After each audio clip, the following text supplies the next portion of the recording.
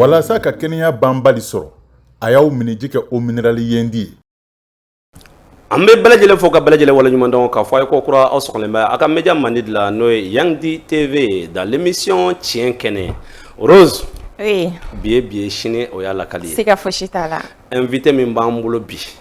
Ni invité exceptionnel di. Siga t'a la dɛ. Invité nin bɛ baara caman kɛ. Awɔ. Kɔsana na a lancera théâtre ni fɛnw kɔnɔna na, film kɔnɔna na. A bɛ média kɛ. Awɔ. Médiatigiba don. Bi.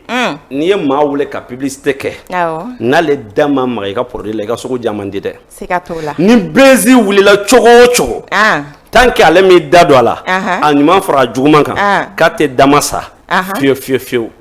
Rose. Bɛɛ bɛ ka cɛ nin tɔgɔ imaginer déjà. Bɛɛ bɛ ka ja imaginer. Bɛɛ bɛ k'i ta fɔ. An bɛna kuma di a yɛrɛ ma. Siga t'a la. Mɔgɔ ka yɛrɛ da. Balimakɛ i salamu alaikum. Walaikum salam. Ko bɛ cogo di? Kɔri baasi t'i la? Ça va alhamdulillah. Voilà sisan u y'a dɔn sisan ko ouais ko c'est papa Nabi. An ka tigɛra fɔ ye. Idriss. Oui. Donc mɔgɔ ka yɛrɛ da. Hali n'a sɔrɔ ne yɛrɛ b'i dɔn. Présentez-vous. D'accord. Ne Idrissa Konipo de à l'état civil, mais réseaux sociaux quand bɛɛ bɛ n dɔn Idriss Martinez Konipo de la. Donc Ɲemotikaye. An sigiyɔrɔ bɛnnen don Bamako 300 logements kɔnɔna la. N'a fɔra 300 logements mɔgɔ hakili bɛ taga 1008 fan de fɛ, mais an ta ye Torokoro yan fan ye. Voilà, donc n ka baara bɛnnen don réseau kan baara ma. Je suis promoteur de la Web TV, Mediatek TV. Alhamdulillah. Idriss. Oui. Bi i ye ne dabali ban tuguni. 45 minutes kɔnɔna na. E bɛ se ka million dada ɲɔgɔn kan. E ka jɛ o kɔ. Ka na ne ka weleli jaabi. I t'a dɔn fɛnɛ n bɛna min f'i ye. A bɛ ne de arranger. E ka fɛn t'a la. Vraiment ma dan sɔrɔ ye n dabali ban n ka tigɛrɛ fɔ a ye tuguni Idriss ye tuguni. Idriss. I folen don foli kɔfɛ. Idriss ne bɛ ne ɲininka. Dakuruɲɛ kelen na. Bi. Médiatique. N'o yɛrɛ i ka web ye. E bɛ se k'i ni jɔn de sanga ɲɔgɔn ma bi niveau yɛrɛ la. Niveau la. Bon, n'i ko n ka ni mɔgɔ sanga ɲɔgɔn ma, moi je dirais que ne ni mɔgɔ tɛ se ka sanga ɲɔgɔn ma. Parce que munna ne ni mɔgɔ tɛ se ka sanga ɲɔgɔn ma? I b'a dɔn Orni. Moi quand je suis venu, ne nana média baden de sɔrɔ jamana in kɔnɔla la. Mais ninnu t'u imposer déjà quoi. Donc au média ninnu, il fallait que ne fana tun ka n ka place créer. Donc quand je suis venu, n y'a essayé k'a fɔ tɔw bɛ ka min kɛ n fana bɛ n'o de kɛ. Ka plateau sigi, ka essayer ka mɔgɔw inviter ka na plateau sanfɛ, ka émission kɛ. Bon après j'ai vu que a tun gɛlɛyala dɔɔnin quoi. Parce que n'i nana bɛɛ bɛ ka mun kɛ n'i fana ko k'i b'o kɛ tɔw dun bɛ e ɲɛ déjà. Donc i b'a ye k'a fɔ baara taabolo bɛ na gɛlɛya dɔɔnin parce que olu dɔɔnin don e lakodɔnnenba tɛ i n'a fɔ olu tigilamɔgɔw. Donc qu'est-ce qu'il faut faire maintenant? Il faut changer de stratégie. Au lieu que mɔgɔw de ka wele u ka na studio kɔnɔla la, ne ko moi je vais faire le contraire. Ne de bɛ wuli ka se mɔgɔw ma sisan. O de la i b'a ye ne ka studio mina min b'a kɔnɔ a dɔgɔyalenba a bɛ 10 millions bɔ. E yɛrɛ sera ne ka studio kɔnɔ i sera yen mais n ye a datugu ka terrain kana de minɛ.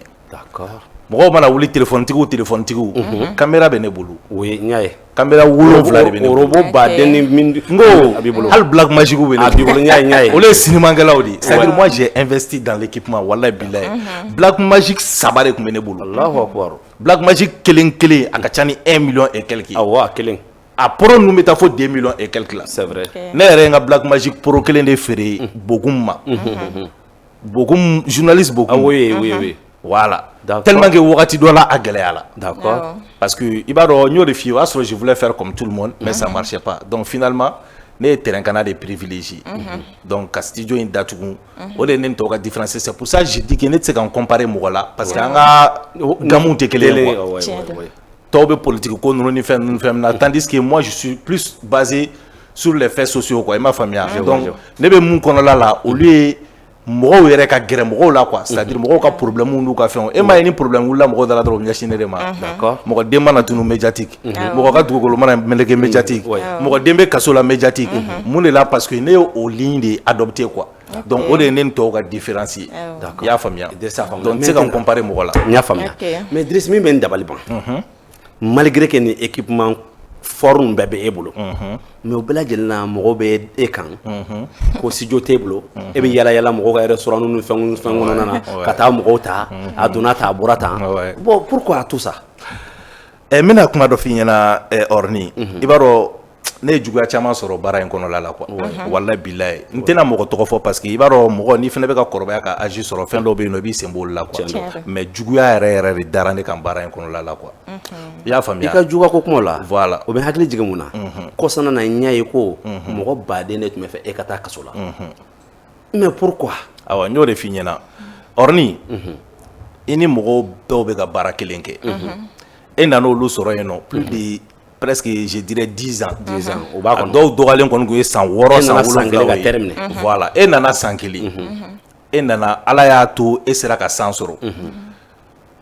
Bɛɛ an fɛn fɛn bɛ baara in na. Baara in kun tɛ k'a fɔ dɔrɔn ko an bɛna ka baara in kɛ ten pour le plaisir des gens. Finalité dɔ de b'a kɔfɛ. An sigilen filɛ aw ka studio mun kɔnɔla la. Dɔ de ye wari bɔ a yɛrɛ kun k'a don a la. Caméraw de sanna ka don yan. Ka microw san. Télé min filɛ kɔfɛ wari de bɛ don a la. Lumière min b'an kunna, clim min bɛ k'an gosi, facture de b'a la. Donc o bɛɛ kɔ kun tɛ dɔrɔn ko ka continue kɛ ka di mɔgɔw ma. Finalité ye jumɛn ye? O ye wari de. O wari c'est vrai. Donc finalité in bɛɛ kun ye ka se ka wari de sɔrɔ. Bon maintenant wari in bɛ sɔrɔ cogo di?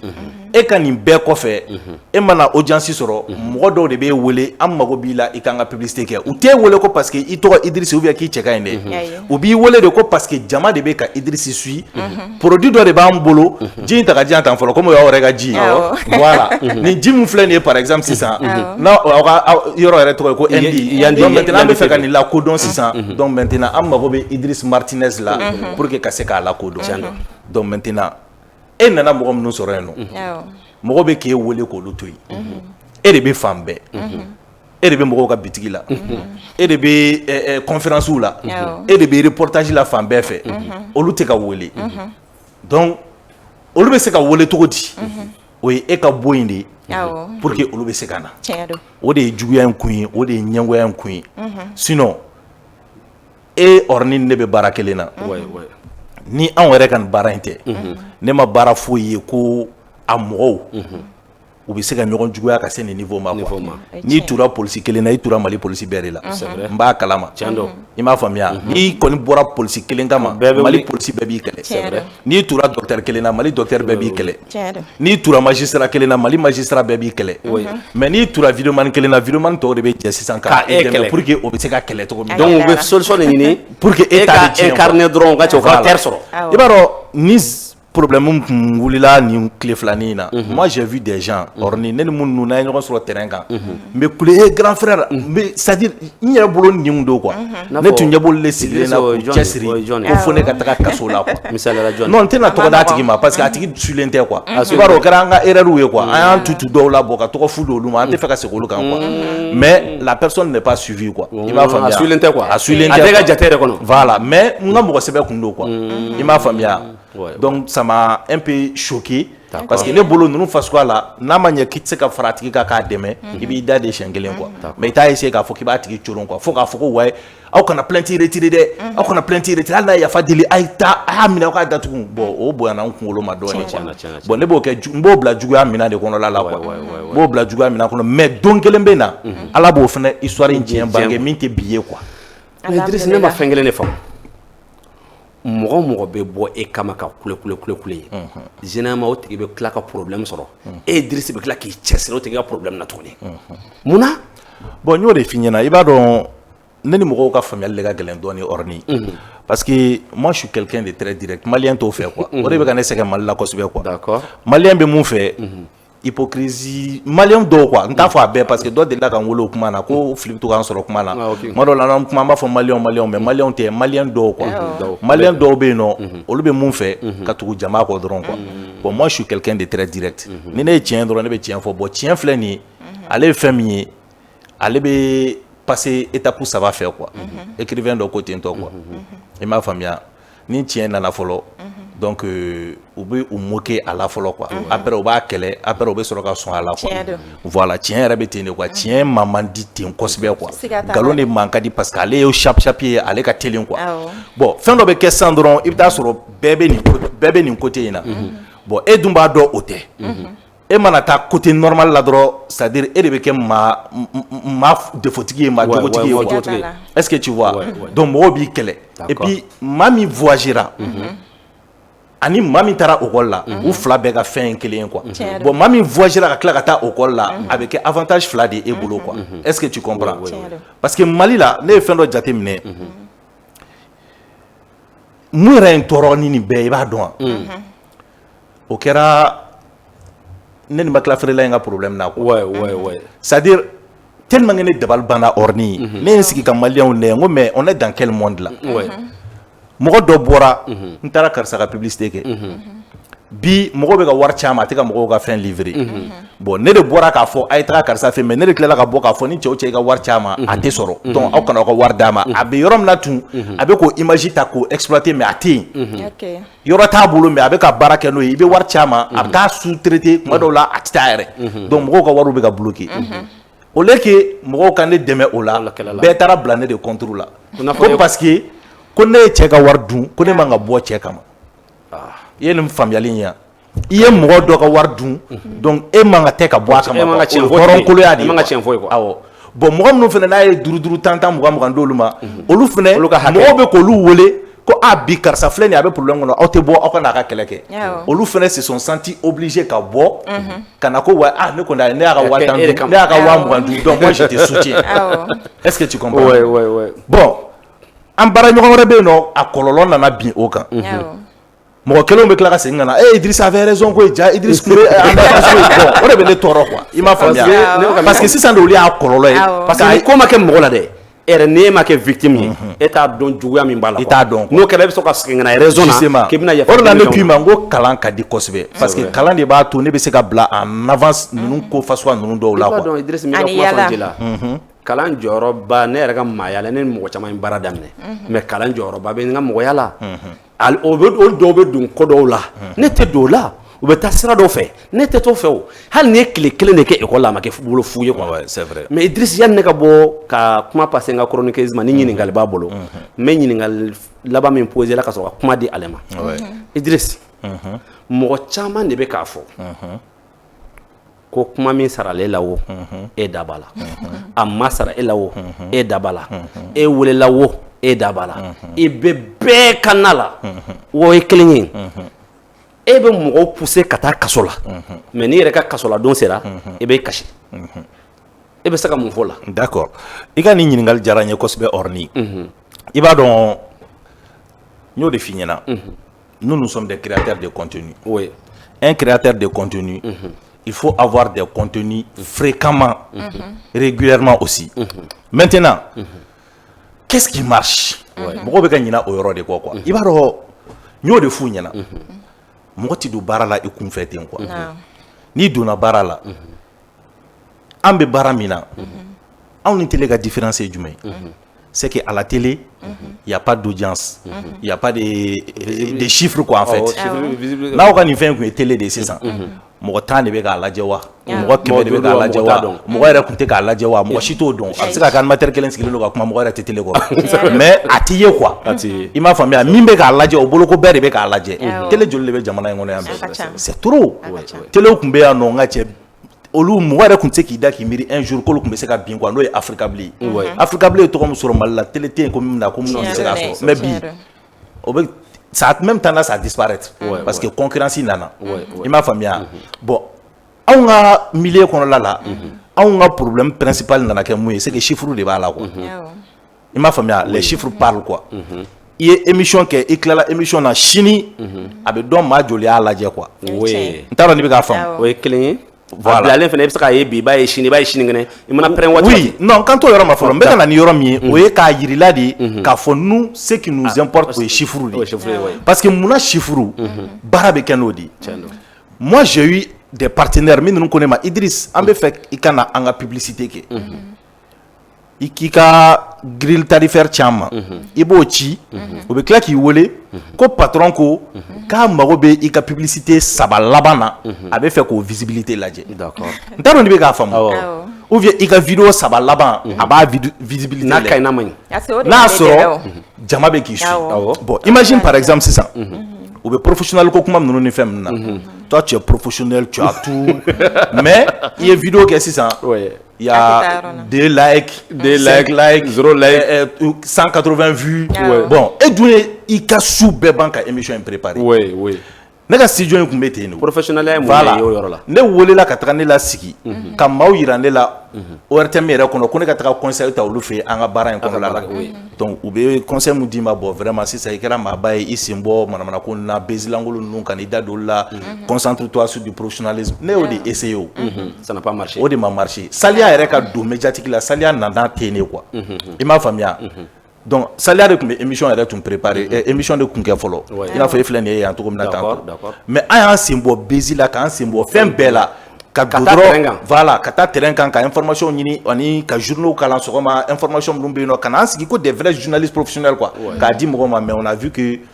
i bɛ taa direct la il y a 18 personnes en ligne 27 n'i y'o sɔrɔ don min na i b'a fɔ alhamdulilayi bon o bɛɛ kɔfɛ tuguni vue mana na 300 vues 400 vues o mɔgɔ kelen de kun nana sɛbɛn an ka commentaire la ko non ko Idriss binna non il n'est même plus suivi mɔgɔ yɛrɛ tɛ k'a lajɛ yɛrɛ est-ce que tu vois donc je me suis dit i mana kɛ cogo cogo i bɛ lagosi ni kɔni nin tɛ anw dɛmɛ quoi parce que nin bɛ se ka marché télé la mais nin tɛ se ka marché réseaux sociaux kan n'an ka bɔ nin kɔnɔ an ka don fɛngɛ kɔnɔla la quoi o y'a sɔrɔ an ye presque kalo 1 kalo 2 k'o la donc ne ko saliya ma sisan maaw bɛ k'an lagosi min na dɛ o de bɛ marché réseau in kan quoi parce que mɔgɔ kelen minnu b'i lagosi ko nin man ɲi i b'o bila min ka ɲi n'i taar'o kɛ u tɛ taa lajɛ c'est vrai donc n ko sisan pour que an bɛna don sisan bezi kɔnɔla la o y'a sɔrɔ Bigini ni Palmer ka ko mankan de tun bɛ sen na u taara plateau min kɛ fɛn sanfɛ nin ye f'a kɛra polémique ye donc directement dɔrɔn ne ko Saliya ma n ko bon Saliya e ka wuli ka bɔ yen ne ka n sigi ne ye n sigi dɔrɔn ko caméra k'a la a ye caméra k'a la an y'a gosi ne ye n da don histoire la sisan a cira ka yɛrɛkɛ n ka cɛ il y avait 4000 personnes en ligne maa ba 4 de tun bɛ ligne sanfɛ an tilala dugu jɛra an ka cɛ on était à plus de 300 000 vues ko voilà an bɛ taa nin de sibali ko sisan an ka taga tan quoi ni ne ka d'u ye quoi i m'a faamuya u ko ne da bɛ fɛn bɛɛ la jagoya don ne da ka kɛ fɛn bɛɛ la parce que o yɛrɛ de y'an ka baara yɛrɛ nafa yɛrɛ quoi i m'a faamuya n'i da ma don fɛn bɛɛ la a man ɲi o mais i kana na taa mɔgɔ de neni kana mɔgɔ buruja i b'i hakilina de fɔ je vais donner un exemple par exemple Sandi filɛ nin ye ka bɔ sisan Sandi ko min ye Tata Rose sɔrɔ a bɔra jɔn Sandi bɔra Sandi ye message de sɛbɛn ko Tata Rose ye tɔɔrɔ min da ale kan kaso la ni faux compte don ayi ale yɛrɛ de kun don ko Tata Rose ye tɔɔrɔ min da ale kan kaso la ko vraiment ko c'est trop quoi i m'a faamuya a bɛ k'a kɛ i n'a fɔ 5 ans min dir'o ma kaso la i n'a fɔ ni o diyara ye donc a kɛlen don polémique ye réseau bon sisan ne bɛ conseil mun di mɔgɔw ma quoi c'est à dire u t'a dɔn quoi Orni de bɛna fɛn dɔ f'i ye cɛ min tun bɛ Faransi a ka papier b'a bolo a ka du b'a bolo a ka CDI b'a bolo contrat à durée indéterminée a k'o bɛɛ to yen ka o raccrocher ka na Bamako aw kan k'a dɔn k'o mana a kunfɛ sa a bɛɛ n'Ala cɛ aw bɛ diɲɛ ko bɛɛ kɛ k'aw b'o ta tiɲɛ a b'aw yɛrɛ sɛgɛn de quoi o b'a nakun dɔn quoi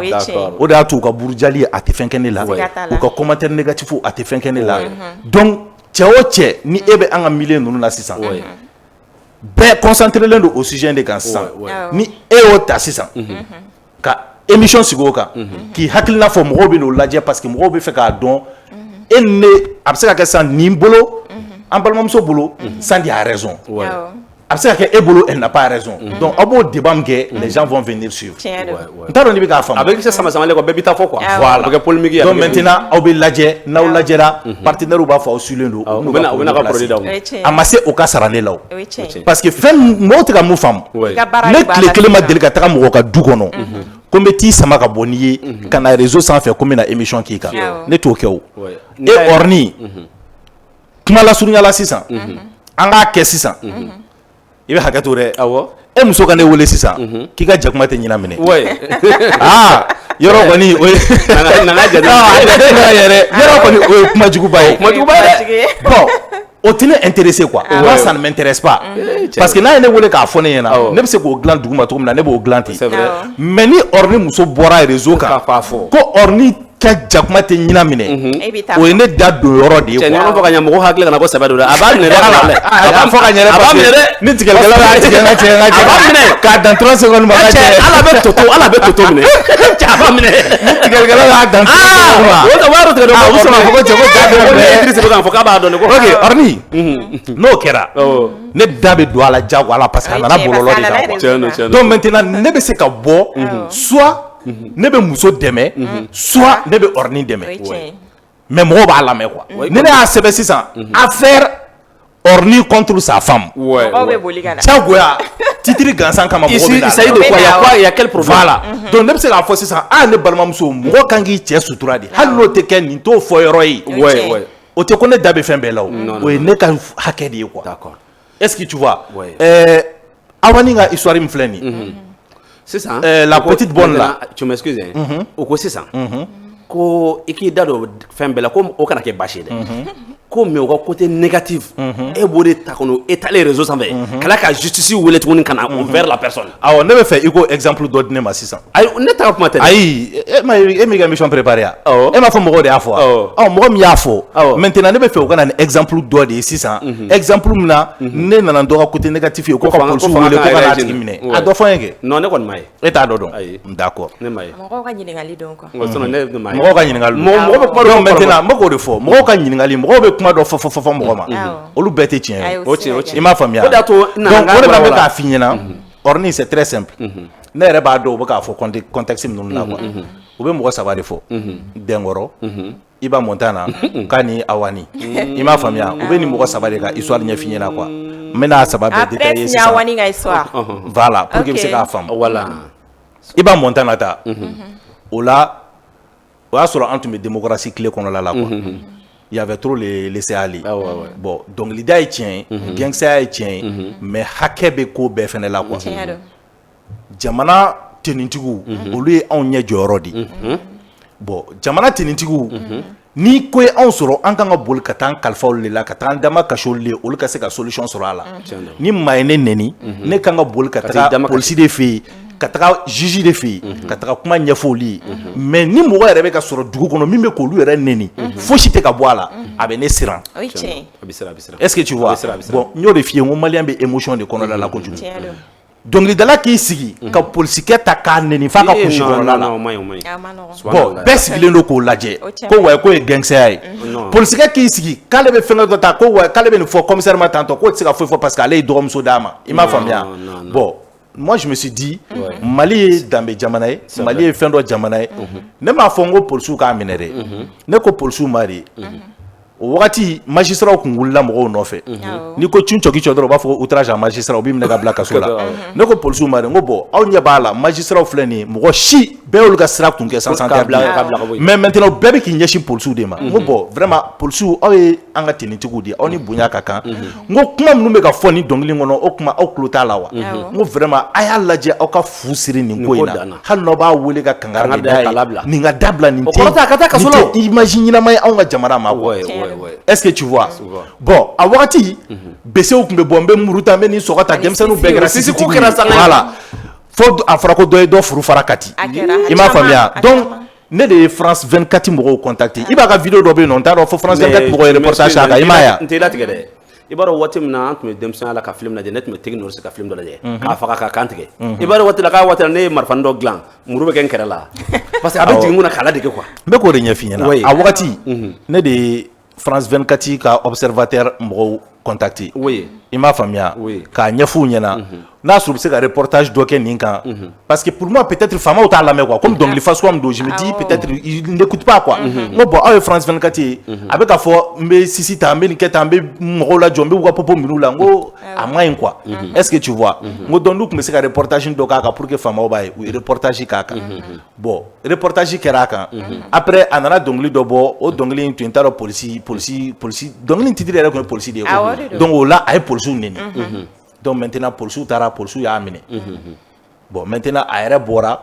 sisan a m'a dabila e b'a ye ka polisiw nɛni tugun e b'a ye ka magistrats nɛni a yɛrɛ m'a fɔ ko non ko gɛnkisɛya kan ka seli k'a kan ka tubi yan voilà i b'a dɔn fɛn dɔw bɛ yen nɔ c'est les conséquences qui conseillent quoi ni kumana a tigi fɛ a wagati a t'a mɛn quoi est-ce que tu vois donc moi je me dis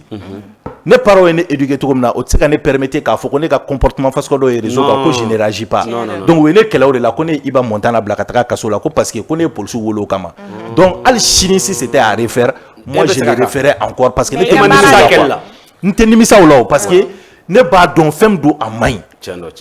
k'an ka jamana tenitigiw neni k'an ka jamana militaires neni k'an ka jamana magistrats neni a maɲi i bɛ se k'i hakilina fɔ i bɛ se ka dɔnkili da ka fɛn bɛɛ fɔ mais n'a sera kurusi kɔnɔla neni ma fu kan ka siri o la o ye o ta ye o kɔfɛ u ko ko awani t'a la n y'a fɔ o don n ka vidéo la i b'a dɔn n y'o de f'i ye maliyɛn bɛ émotion de kɔnɔna la olu ɲɛ bɛ mun na dɔrɔn u bɛ k'u ka vidéo kɛ ça passe mais le message qu'il y a derrière olu ɲɛ t'o la quoi est-ce que tu vois le message qu'il y a derrière ça veut dire que a fɔra ko awani ye 11 ans parce que ba in taara o de fɔ plateau dɔ sanfɛ donc une personne qui a 11 ans ani le jeune homme an ka kɛ hali n'a bɛ 22 25 ninnu na i b'a ye k'a fɔ c'est pas compatible quoi est-ce que tu vois lui il est majeur l'autre est mineur donc n'aw nana ka na k'i n'a fɔ aw bɛ ɲɔgɔn fɛ ka fɛn kɛ tan ko encourager a bɛ kɛ i n'a fɔ i bɛ se ka taa tugu mineur kɔ foyi tɛ bɔ a la quoi voilà a bɛ o de yira mɔgɔw la quoi et puis ne ta yɛrɛ kun t'o ye dɛ ne ma réagi dans ça dɛ ne réagira walayi suma bila ala de bɛ bɛɛ ŋaniya dɔn ne réagira parce que ne b'a dɔn u ka ko kun ka di ne ye ne kun tɛ fɛ u ka taa kaso la a wagati u ni Sirani ne kun bɛ ɲɔgɔn na ne yɛrɛ k'u dɔn a sɔrɔ la Sirani ne nɔfɛ quoi donc ne bɛ Sirani ye i b'a fɔ ko Idriss Martinez musoman de quoi mais lien dɔ bɛ ni Sirani cɛ foyi t'an ni ɲɔgɔn cɛ réseau dɔrɔn de la an bɛ ɲɔgɔn dɔn an bɛ ɲɔgɔn sɔrɔ réseau de k'a banna quoi non an bɛ ɲɔgɔn sɔrɔ TikTok de kan n'an bɛ kuma quoi mais n bɛ fɛ ka mun f'i ye je me vois en elle quoi c'est comme Idriss Martinez a bɛ lutte min na e b'o ɲɔgɔnna kelen de la voilà an ka faamu ayi an ka mentalité de ye kelen ye quoi i m'a faamuya an ka mentalité bɛɛ de ye kelen ye quoi donc ne ɲɛ b'a la Sirani b'u ni tiɲɛ cɛ quoi parce que olu t'a dɔn olu bɛ k'u ta mɔgɔw ka kuma fɛ parce que réseaux sociaux problème ye jumɛn de ye intellectuels bɛɛ daminɛlen don quoi parce que hali commentaire la mɔgɔw bɛ siran ka commentaire kɛ u b'i nɛni quoi donc kunfinw de ka espace don quoi donc olu de ka u b'u ba ka ganforo la quoi i ba neni u b'i fa neni hali ni e nana commentaire kɛ i m'a min i m'a bɔn dɛ ne de ye n ka vidéo kɛ e nana commentaire dɔ sɛbɛn ne ka fɛn na dɔrɔn dɔ bɛ na e ka commentaire la k'e ba neni i bilen voilà donc o de y'a to a donna tɛ k'u yɛrɛ ka téléphone na koyi ne k'o de f'i ye hali o de y'a to commentaire bila a kɔrɔ mɔgɔ minnu bɛ yen ko ils sont responsables et intellectuels olu bɛ préférer de k'i wele hali ne ka Sunjata ko problème welelen mɔgɔ caman de ye ne wele téléphone de la ka kuma ne fɛ mais olu tɛ taa commentaire la quoi bon mɔgɔ minnu t'i fɛ mɔgɔ minnu b'i contrôler ani kunfin olu bɛ na k'i neni donc dɔw ninnu olu tɛ se ka taga réagir yen parce que u b'a dɔn hali n'u nana réagir u bɛ n'u fana neni quoi bon ne ko sisan de n ko nin ko in bɛ cogo min na tantôt n'u ma farati u bɛ sɔn ka taa kaso la n ko donc i jɔn ka bɔ k'a f'u ɲɛna u bɛ ko min na sariya kɛlen don k'a kɔn ko ɲuman tɛ quoi sariya la i nɔ bɛ se ka minɛ parce que awani bɛ k'a yir'u la k'ale bɛ se k'u datugu mais kunfinw b'a la non foyi t'a la a y'aw ka vidéo kɛ ni justice tɛ k'i nɔ minɛ nin na ne de tagara ka bɔ ni misaliw ye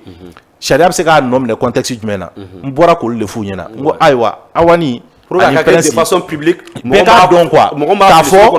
a bɛ se ka ɲangi quoi n ko bon sariya ko tan n'i ye mineur ta tan k'a bila réseaux sociaux sanfɛ k'a fɔ k'aw bɛ kanu na nin de bɛ bɔ a la tantɔ a conséquence n'a conséquence ye nin ye sariya kɛlen don k'a ɲangi cogo min na o ye nin ye ne bɔra k'o de fɔ. mais je pense que mineur yɛrɛ n'i b'a bila réseau kan a ka droit t'a yɛrɛ bolo hakili a kan ka kɛ n'a parents ka yamaruya de fana ou bien oui a bɛ kɛ n'a ka parents ka yamaruya ye mais ale bɛ muso min bolo baara la o bɛ wele k'a ka tuteur quoi donc o de tun bɛ k'a bɔ n'ale ye réseau sanfɛ quoi est-ce que tu vois mais elle n'est pas en mesure parce que Awani filɛ nin ye n'a kɛ 11 ans ale t'a conséquence dɔn peut-être a bɛ se ka kɛ sini a bɛ ja kan parce que réseau filɛ nin ye internet mɔgɔ bɛ sa internet tɛ sa quoi san 100 i b'a gosi dɔrɔn ko Awani ni prince a bɛ bɔ dɛ est-ce que tu vois donc ne k'o de a fɛngɛ min filɛ nin ye tantɔ sariya kɛlen don k'a kɔn mais u taar'o ta k'o yɛlɛma ko ne ko sariya k'o minɛ o de la n y'a défi lancer n bɛ tila k'a défi lancer aw ka nin plateau in kan u ka bɔ ni hali n'a kɛra 30 secondes vidéo ye ko ne ko procureur ma ou bien policiers ma ko a ye taa Awani ni prince minɛ k'u bɛ ka min kɛ k'a ma ɲi ayi n k'u bɛ ka waleya min kɛ waleya in de kɔnnen don nin de y'a kɔn nin y'a kɔn nin y'a kɔn a ye karisa minɛ est-ce que olu ye kelen ye o kɔfɛ procureur y'u wele o procureur y'u wele i m'a faamuya procureur taara kankari da o ye a m'u minɛ o a taara kankari da o ye aw bɛ mina ta a ma ye u m'a dabila bon est-ce que o ye juguya ye i bɛ fɛ mɔgɔ ka taa kaso la yan sabanan ko dɛnkɔrɔ e ni ala cɛ ne kan ka n da don histoire la yɛrɛ ko ne ye chef de famille bila ka taga kaso la bon n tɛ fɛ k'o commenter yɛrɛ quoi i m'a faamuya parce que n'i y'o commenter dɔrɔn olu yɛrɛ wusara ni ne ye donc n bɛ n pan o yɔrɔ kunna quoi sisan i ko ne bɛ kasi n ma ɲininka kuma si kɔ i ko ni tour sera ne ma ko ne bɛ kasi ne kasira siɲɛ fila de réseaux sociaux in sanfɛ oui siɲɛ fila n ka ɲɛnamaya kɔnɔ réseaux sociaux in sanfɛ d'accord fɔlɔ kɛra mun ye o kɛra ni karamɔgɔ Sinayogo ka altercation dɔ la o kɛra ni nakumani o y'a sɔrɔ hali ma san dafalen sɔrɔ Mali kɔnɔ la yan est-ce que tu vois donc karamɔgɔ Sinayogo tun bɛ fɛ k'a dabiri n da la est-ce que tu vois donc n yɛrɛ y'a ye a tagara cogo min fɛ dabiri.com kun don quoi o yɛrɛ de ye ne bila fantanw ka hakɛ ɲinini na ni ne ye gamme yɛrɛ yɛlɛma quoi parce que a kun bɛna kɛnɛ la de quoi ne ɲɛ de y'a ye k'a fɔ n ko dabiri.com bɛ yen quoi parce que ale ye plainte donné kama ka fɛn bɛɛ kɛ pour que ne bɛ minɛ mais n y'o de f'i ye kalan ka di kosɛbɛ a ka di ani yala ani yala ka di trop o de la o b'a fɔ dans la vie qu'on ne perd jamais soit on apprend soit on gagne mais on ne perd jamais o y'a sɔrɔ antécédent dɔ tun ye ne yɛrɛ fɛnɛ ni dɔ sɔrɔ ni o ye Amara Bacili ne tun ye plainte don Amara kan Amara fɛnɛ taara contre plainte don ne kan parce que vidéokɛla fila man ka plainte don ɲɔgɔn kan parce que i bɛ taa sɔrɔ sisan ne ye dɔ fɔ Orni ma don dɔ la ne ɲinana o ta maralen b'a bolo bon Orni bɛna dɔ fɔ ne ma bi dɔrɔn ne dusu bɛ n kɛɲɛ ne bɛ taa plainte don Orni kama Orni fɛnɛ bɛ sin ka na bɔ ni ne ta ye dɔrɔn o y'aw fila bɛɛ sigilen soit b'a bila donc Sinayogo fɛnɛ ne fɛnɛ plainte don ale kama parce que a fɛnɛ delila ka dɔ fɔ ne ma donc an selen polisiso la u ye weleli kɛ k'a fɔ a ye k'a ka na ko plainte b'a kan directement a taara colonel dɔ an taara mun jalatigiba dɔ kɔni don a taara o wele ka kuma ɲɛfɔ ye o ye weleli kɛ polisiso la ko n'a y'a sɔrɔ k'a bɛ se ka gérer ka sɔrɔ karamɔgɔ yɛrɛ ma se yen quoi u y'a yira la k'a fɔ ko a ye nin kelen nafa ka na de parce que ani maa min fɛnɛ bɛ ɲɔgɔn na o fɛnɛ tɛ maa nin ye quoi bon moi je me suis dit que ni wotoro pusela dɔ kun don ni sotarama bolila dɔ kun don ni fantanni dɔ kun don a kun bɛ dabira a tigilamɔgɔ da la donc moi j'ai vu que ça c'est pas normal bɛɛ de ka kan sariya la bɛɛ de ka hakɛ kan ka kelen n'a welela a bɛ na di hali n'a sɔrɔ ni wotoro pusela n'a n'o de bɛ ɲɔgɔn na a tɛ se k'i sigi ka weleliw kɛ k'o ka gérer ka sɔrɔ ale ma na alors que ale ye dɔ wele o taara a ta gérer a yɛrɛ ye sinon dɔ b'an bɛɛ bolo fanga ma deli ka ne wele fanga bɛɛ kulo bɛ ne la fanga ma deli ka ne wele ko ne ye mɔgɔ dɔ wele tantɔ fɔlɔ ko a bɛ tan a bɛ tan a bɛ tan a bɛ tan ni fanga ye ne wele ne bɛ taa fanga lamɛn de wa ne t'a bila réseau sanfɛ k'a fɔ ko fanga kelen don k'an wele ne ye fanga la taga min kɛ c'est trop mais i t'a fɛngɛ quoi donc o don tellement que ko ye ne choqué ne nana ne bilalen ne ko n bɛna histoire ɲɛfɔ ne kasira quoi parce que n y'a ye hali u taara ne minɛ cogo min na quoi imagine ko karamɔgɔ Sinayogo ye plainte don ne kama ne ma wele plainte mana di yan normalement étape yɛrɛ ye jumɛn de ye fɔlɔ ni karamɔgɔ Sinayogo ye plainte tigɛ ne kama tribunal la soit transmis de bɛ bɔ ni soit transmis bɔra a bɛ di karamɔgɔ Sinayogo ma a kan ka kɛ polisiso min na 5e de don wa ni de don a bɛ taga di a b'a fɔ i ka taa bila yen n'i taara bila yen olu bɛ convocation d'i ma sisan i bɛ huissier de ta n bɛ ka procédure normale de f'i ye dɛ i bɛ huissier de ta huissier bɛ wuli ka taga a tigi ka fɛn d'a ma a bɛ na convocation répond wagati dɔw la fɛnɛ inspecteur yɛrɛ bɛ se k'i wele k'a f'i ye ko plainte b'i kan n'i ye mɔgɔ tɔgɔtigi ou bien fɛn dɔ ye mais nin si ma kɛ ne la min de kɛra ne la dɔ ye ne wele dɔrɔn ko wa k'u mago bɛ ne la ko information dɔ de b'u bolo o y'a sɔrɔ an bɛ dɛnkɔrɔ ko 12 fili la k'u bɛ fɛ ko information di ne ma directement dɔrɔn u ye rendez-vous di ne ma 4e kɔrɔ da la Badalabugu ne sera yen dɔrɔn Mercedes nan'i jɔ Kiminikɔrɔ nana bɔ a kɔnɔ ka na ne minɛ diyagoya kan ka taa n ko n bɛ n ka avocat wele k'a tɛ wele n ko n bɛ n parents wele k'u tɛ wele u ye ne cɛ de force ka ne ladon mobili kɔnɔ ka taga ni ne ye bon moi je me suis dit o ye binkani de ye o ye binkani wale yɛrɛ de ye quoi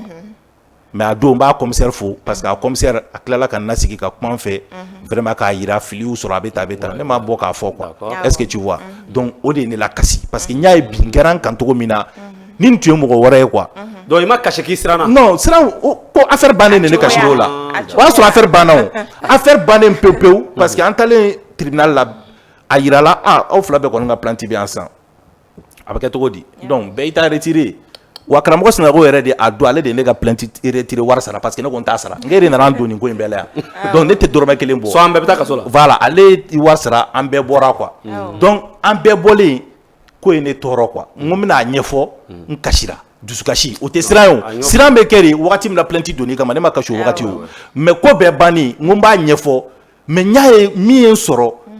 a ma ɲɛfɔ n kasira quoi o kɛra voilà o kɛra o ye filanan kɛra jumɛn ye o kɛra Salif ka plateau ta in ye fo kuma jɛngɛnna mun na Orni n bɛ n kali ye suma bilahi Ala de ta ye tiɲɛ ye a don komi bi ko in a dimi bana a fɛn bɛɛ bana n bɛna tila k'a fɔ mɔgɔw ye quoi n'a sɔrɔ o de kun ye ne ŋaniya ye Ala ka ni minɛ na n sigiyɔrɔ in na yan nɔ quoi wallahi et puis k'a fɔ ko n y'a fɔ ko n b'a kalama yɛrɛ n'o fana ye tiɲɛ ye Ala kana to n na ne welela Salifu n ye a ɲininka n ko Salifu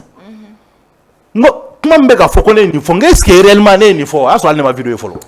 parce que problème ye mun ye an tun bɛ post production na débat nana ja maa minnu y'a émission suit hakili b'a la a don ne wulila ka n jɔ de awɔ ne ye émission yɛrɛ ne y'a bɛɛ kɛ n jɔlen de an y'a kɛ ko gɛrɛnna baro quoi mun bɛ jigin kunna dɔrɔn i b'o fɔ ka tɛmɛ parce que on s'est dit bon an bɛ post production na ni min ma ɲɛ o bɛ bɔ a la quoi est ce que tu vois donc ça a été une très grande surprise pour moi ko ne ye nin fɔ et puis n bɛ se k'a fɔ i b'a dɔn kuma dɔw la mɔgɔ bɛ fɛn dɔ fɔ o tɛ ko ye ŋaniya ye mais o ye dimi kan ye par exemple sisan mɔgɔ den b'a fɔ k'a bɛ taga ka taa tasuma la i b'a fɔ a ye n taga bɔ yen nɔ kɔfɛ i b'a bila a bɛ taga tuguni n jɔ n ka tila horni donc den bɛ tila ka tagama tuguni k'a bɛ taga i b'a fɔ i tantɔ ka bɔ yen yan kɔfɛ den bɛ insister tuguni i yɛrɛ b'a fɔ a to yen a ɲɛmɔgɔden ni tasuma y'a bolo jeni a jo b'a la ni tasuma y'a jeni sisan ba dusu kasilen don ko tasuma ye den jeni mais a b'a fɔ a jo b'a la o den tɛ kuma mɛn est ce que n'a ko a jo b'a la o kɔrɔ ko a sera ba kɔnɔ k'a non o ye kuma fɔ cogo de ye o dimi kan de ye quoi ne tɛ ne bɛ se k'a fɔ a sɔrɔla peut-être o de fɛ quoi parce que ne yɛrɛ kun hakili t'a la ko ne y'a fɔ donc kuma nalen fɔ sisan ne yɛrɛ nana vidéo ye k'a fɔ effectivement ko n y'a fɔ moi même j'ai vu que kuma jɛngɛnna o ma kɛ ne ka problème ye problème nana kɛ mun de ye sisan kaso tɛ quoi wallahi kaso kun tɛ ne bɛ bɔ ka vidéo kɛ wagati min na o y'a sɔrɔ kasoko kuma yɛrɛ kun tɛ yen mun de kun bɛ yen nɔ en fait je dirais presque toutes les femmes du monde étaient contre moi Orni ne bɛna fɛn kelen f'i ɲɛna mais munna non kuma y'u tɔɔrɔ quoi i m'a faamuya donc ne bɛ fɛ ka mun fɔ diɲɛ ko bɛɛ kɛ quoi i ni musow kana se ɲɔgɔn ma quoi musow de bɛ se ka mɔgɔ ka ko ja i bolo musow de bɛ se ka mɔgɔ ka ko tiɲɛ i bolo quoi est ce que tu vois ne ka kasi kun tɛ dɔwɛrɛ ye parce que ne ɲɛ b'a la ne tɛ baara wɛrɛ dɔn jamana in kɔnɔ ni nin tɛ o e delila ka ne baara wɛrɛ la ne ka baara bɛnnen don nin de ma bon ni bɛɛ bɛ k'i neni i mana vidéo kɛ k'a daminɛ commentaire A f'a Z bɛɛ bɛ k'i neni bɛɛ bɛ k'i buruja a wagati publicité fɛn fɛn kun bɛ ne bolo a bɛɛ annulé la parce que mɔgɔ tɛ sɔn k'i ka image associée scandale là quoi moi je devrais faire 4 publicités a don mais n y'a ye k'a fɔ mɔgɔ wɛrɛw de taara publicité kɛ kɔfɛ quoi alors qu'an tun bɛnna fɛn bɛɛ la mais je les comprends aussi n tɛ jugu la ils ont raison parce que polémique bɛ mɔgɔ min kun kan commentaire bɛɛ ɲigisi ɲagasa ye i tɛ t'i ka produit associé o la quoi est ce que tu vois donc quand je vois les commentaires et quand je vois toutes les personnes qui font des vidéos sur moi cɛw ta côté les hommes là ça m'intéresse pas i m'a faamuya mais musow donc moi ça me faisait mal dɔw yɛrɛ b'a fɔ non cɛnin kun ko ka di ne ye mais bi non a ka ko bɛɛ de nɛgɛ bɔra ne la donc je voyais que c'est à dire i b'a fɔ ko mangoya dɔ nana ka na da i kan togo fasuguya dɔ la voilà alors que o t'i ka hakilina ye quoi donc moi a bɛn Alahu Taala cɛ quand je parlais i b'a dɔn kasi dɔw bɛ yen nɔ a bɛ fɔ olu ma ko kasi sincère de quoi c'est à dire j'ai pas pu me retenir quoi parce que j'avais mal quoi j'avais vraiment mal o y'a sɔrɔ kaso ko tɛ yen o y'a sɔrɔ ministère de la femme ko tɛ yen olu tun tɛ yen fɔlɔ quoi mais l'acharnement contre moi n dun b'a dɔn c'est à dire n ka laɲini tɛ n ka miirina tɛ quoi maa si tɛ Mali kɔnɔ ne de bɛ n tɛgɛ kɔrɔ ta jigibaga tɛ yen k'i ye viol kɛlɛ kɛ ka tɛmɛ ne kan a tɛ yen a tɛ yen walayi a tɛ yen quoi ne taara et puis a dɔrɔmɛ kelen a tɛ di ne ma n bɛ wuli n bɛ n ka essence ta n bɛ n ka forfait ta n bɛ taga ka taga fɛn kɛ pour que a bɛ se ka jɔ o de kɛra ne kasi kun ye Orni sinon n ma kasi k'a fɔ ko n siranna n ma kasi k'a fɔ ko n jɔrɔla non ça n'a rien à voir avec ça n kasira parce que vraiment ni miiri quoi voilà ni ye miiri i ma fɛn min dabɔ mun kama o taara ko i bolo tantɔ moi j'ai fait presque 2 semaines ne kun tɛ vidéo k'a wagati voilà donc a gérant kan personnellement quoi wa hali sini ne tɛ se k'o yafa delili la o mɔgɔw fɛ quoi fili de ye n sɔrɔ kuma kɔnɔla la baara bɛɛ la fili b'a la quoi Orni mɔgɔw t'o de faamu docteur filɛ nin ye a ka baara la wagati dɔw la a bɛ fili a bɛ dɔw faga dɔw bɛ sa a bolo quoi ni wari dɔw faga o ye kuma jɛngɛnen quoi voilà parce que réseaux sociaux ko in don u kana na to 2 secondes tigɛ n ka cɛ ko docteur bɛ dɔw faga voilà docteur dɔw bɛ se ka sa a bolo kuma dɔw la baara kɛtɔ i bɛ se a sɔrɔ dɔw a bɛ sa quoi o bɛ kɛ o bon dɔw fana bɛ yen nɔ u bɛ ɲinɛ a yɛrɛ kan an bɛ to k'a mɛn ko hali u bɛ ɲinɛ ka dɔw kɔnɔ kala ka ciseau to dɔw kɔnɔ olu bɛ kɛ quoi magistrat bɛ innocent bila ka taga kaso la o kɔfɛ san 1 san 2 dɔw ta san 40 kɔfɛ u b'a dɔn k'a fɔ ko ja k'ale de tun ye innocent ye a bɛ labɔ quoi o bɛ kɛ o est ce que tu vois tobilikɛla don dɔ la kɔgɔ bɛ gaga n'a na duden bɛɛ b'i ɲɛ kumu a kɔrɔ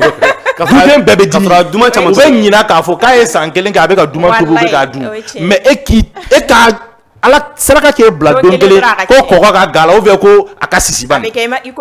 i b'a fɔ k'i ma deli ka ɲuman kɛ. Bɛɛ b'a ɲɛ kun i kɔrɔ du kɔnɔ. Idriss. Donc nin question adamaden bɛ ten de. Nin question fila bɛ ɲɔgɔn na. Mais ko dalu jumɛn de b'e bolo? Mɔgɔ tɛ ala deli maa si ka kaso la taga la. Hali i jugu i tɛ kaso ŋaniya n'a ye. An bɛ Mali juge n'a procureur n'a avocat bɛɛ lajɛlen fo yan. Idriss ko ni plainte donna e kama. A bɛ don cogo min na. A bɛ bɔ ten. Ko dalu jumɛn de b'e bolo? Duwawu ani barika. Alhamdulillah. I y'a faamuya. Orni n ye a fɔ n ka video la n bɛ segin ka tila k'a fɔ mɔgɔw ye tuguni quoi. Kuma dɔw la a bɛ kɛ jama kɔnɔ ko ils ont raison mais alors que c'est pas ça quoi. N b'o f'i ye bi quoi. O de la n k'i ma n ko Sunjata ko in bi tɛ quoi min bɛ aw si t'a dɔn quoi mais min bɛ ne b'a dɔn quoi mais n k'i ma c'est le temps qui est le meilleur juge quoi. Don kelen ala bɛ tiɲɛ établi malien bɛɛ ɲɛna quoi mais bi tɛ fɔlɔ dɛ n tɛ na n da don o dossier in na bi fɔlɔ parce que min bɛ yen ne b'o dɔn quoi i m'a faamuya mais don kelen o fana tiɲɛ bɛ tila ka segin tuguni ka na quoi est-ce que tu vois n bɛna mun f'i ɲɛna dɔrɔn voilà n bɛna mun f'i ɲɛna dɔrɔn quoi ne bɛ an ka jamana ɲɛmaaw fo walahi n b'an ka jamana ɲɛmaaw fo quoi nin dossier ma dossier wɛrɛ fɔra mais nin dossier kelen kɔni na Sunjata ta in n b'o fo n b'an ka jamana ɲɛmaaw fo kosɛbɛ kosɛbɛ ka tila tuguni k'an ka jamana jugew n'an ka magistrats fo parce que ne y'a dɔn k'a fɔ n ko jamana in kɔnɔla la c'est-à-dire quoi han ne m'a fɔ ko binkani tɛ kɛ dɛ mais min ma k'i la quoi i kan'o fɔ quoi a ma kɛ ne kɔni na quoi c'est pas parce que ko jama ko fo karisa ka taa kaso la ko k'a sɔrɔ karisa dun a man ka taa kaso la an b'a bila ka taga kaso la donc ne y'o faamuya nin kɔnɔla la quoi est-ce que tu comprends n bɛ mun fɔ dɔrɔn mɔgɔw ka duwawu ɲini u ka barika ɲini quoi seli in dɔrɔn tɛ quoi ka biri ka wuli o dɔrɔn tɛ n bɛna kuma dɔ f'i ɲɛna saraka i b'a bɔ don min na a tɛ minɛ o don dɛ dɔ b'a f'i ɲɛna ala k'i kisi gɛrɛgɛrɛ ma ala k'i kisi i juguw ma ala ka n'i kɛ jugu sago ye ala ka n'i labila i jugu ye a don kuma dɔw la tu as même de la peine k'a Amina laminɛ mais a laminɛ quoi est-ce que tu vois orni mɔgɔ kana kulonkɛ i woloba la problème ma n'i sɔrɔ togo togo ɲɛnamaya kɔnɔla la i muso bɛ se ka kasi 10 minutes a b'a dadi i kɔrɔw bɛ kasi 15 minutes o b'u dadi nka i woloba tant que problème ma ban a bɛ kasi fo k'a ɲɛji ban kuma dɔw la f'a bɛ se jeli ma i ba bɛ seli fo finman b'a ten na a bɛ kɛ jeli ye parce que mɔgɔ ba de y'i ka diɲɛlatigɛ ko bɛɛ ye quoi o hukumu kɔnɔna la n'a ma ɲɛ k'i bɛ 1000 di muso ma kɛnɛ ma i jija i dɛsɛlen i ka se ka 5000 di i ba ma so kɔnɔ n'a ma ɲɛ k'i bɛ complet 2 san ka di muso ma kɛnɛ ma i jija i ka se ka complet 1 san ka don i ba kana n'a ma ɲɛ k'i bɛ iPhone 17 san ka di muso ma kɛnɛ ma i jija n'a sɔrɔ itel de b'i ba bolo i k'o yɛlɛma k'o kɛ Samsung ɲinamanin dɔ ye kana sɔn k'i ka tiɲɛ bɛɛ ta k'a don kɛnɛ ma musow la k'i ba to parce que i ba yɛrɛ ye muso de ye ni muso fɔlɔ kan ka kɛ mɔgɔ la i ka ɲɛnamaya kɔnɔ o y'i ba de parce que a gɛlɛyala togo togo i furumuso bɛ taa a gɛlɛyala togo togo i sunkuru bɛ taa ala k'an kisi orni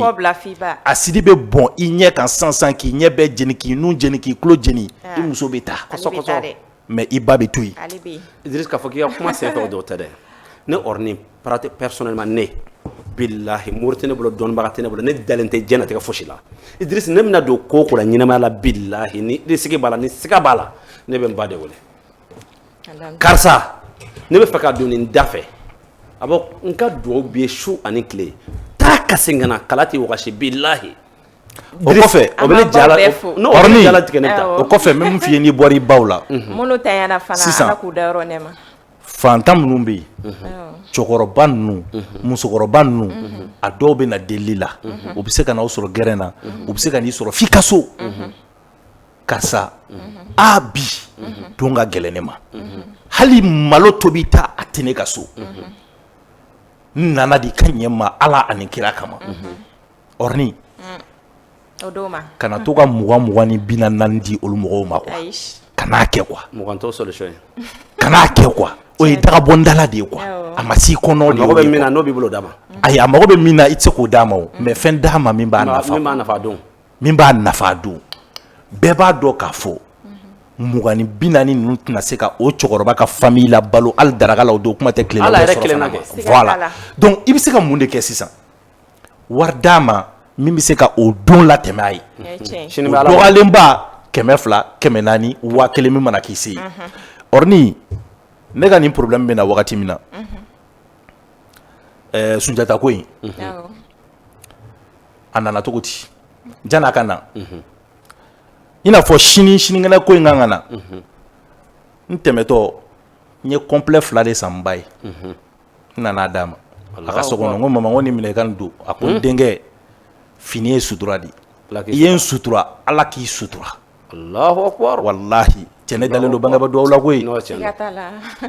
c'est-à-dire n t'a dɔn foyi bɛ yen n tɛ foyi dɔn dɛ n nana dɔrɔn n tɛmɛtɔ n y'a complet ni 2 ye dɔrɔn a ye n diya quoi n sina ka 2 san dɔrɔn ka taa sɔrɔ a ka so kɔnɔ kɔn mama n ko nin minɛ ko nin ye mun ye n ko bɔn fini de don n bɛ fɛ i ka to k'a don so kɔnɔ a ye nisɔndiya min s'a ma Ala de b'a dɔn quoi bon i b'o fini dɔw san i bɛ t'o di i ka go ma o b'a f'i ɲɛna ko cɛ ko nin fini yan ko nin ka bon ne ma dɛ i b'a yir'i la k'a fɔ de nin tɛ fini de luxe ye quoi voilà nin 2000 fini ninnu nin 3000 fini ninnu parce que olu ɲɛ bɛ mun na c'est riche 15000 fɛn ninnu donc e bɛ ka i ba jɛ a la ka taa di muso min ma o bɛ lagosi tuguni o muso yɛrɛ o nisɔndiyalen yɛrɛ tɛ fɛn in minɛli la an ka exemple ta sisan e ba n ye exemple min d'i ma e ba téléphone dɔ b'a bolo o vitre cilen don o batterie yɛrɛ électrique kɛlen don k'o siri e b'i ba to yen ka taa iPhone 11 san k'o di go ma ou bien iPhone 13 bi an bɛ 17 de la o b'o minɛ k'u ɲɛ kumu k'i y'ale dɔgɔya ko bi 17 de bɛ bɛna 13 d'ale ma. Ala k'i bloqué o numéro la kɛ. Voilà k'a sɔrɔ e ba bɛ yen nɔ mana sirilen don o t'a la e ma se ka taga hali iPhone XR dɔrɔn san ka d'o ma e tɛ dangaden ya. An ka bɔ nin kɔnɔ ne yɛrɛ. Voilà donc o kɔfɛ donc sini i n'a fɔ sini ko in yɛrɛ kan ka kɛ o don fɛnɛ musokɔrɔba dɔ nana n sigilen sɔrɔ an bɛ gɛrɛn na a ko